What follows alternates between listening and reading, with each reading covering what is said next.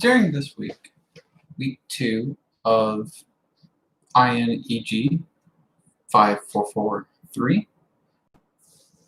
talking about the economics engineering of life cycle cost analysis. This week, we are talking about the project life cycle cost model. Different types of projects have high costs at various stages.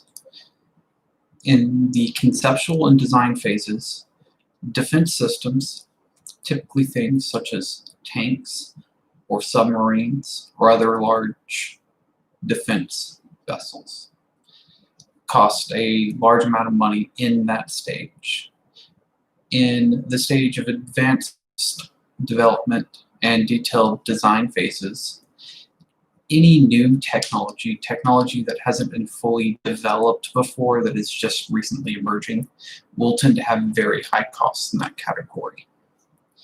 With the production stage, this is where the higher costs will come from things such as automobiles, commercial buildings, where the cost of acquiring the component requiring the material for the project is one of the biggest costs.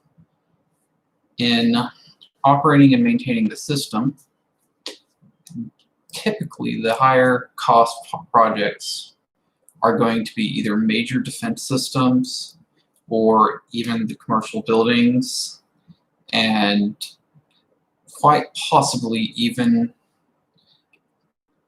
utilities. All utilities have an incredible amount of operational costs just to continue running. In the divestment phase, problems that can come up are going to be environmental or even drugs that had adverse effects on the patients taking it.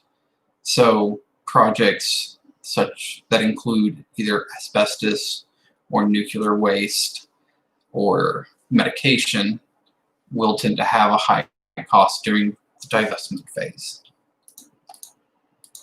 Next is developing a detailed engineering model LLC. For that, the sooner that you can develop the detailed engineering LLC model is better. However, in order to build a detailed engineering bottom-up model, you can't do that until after it's already been designed.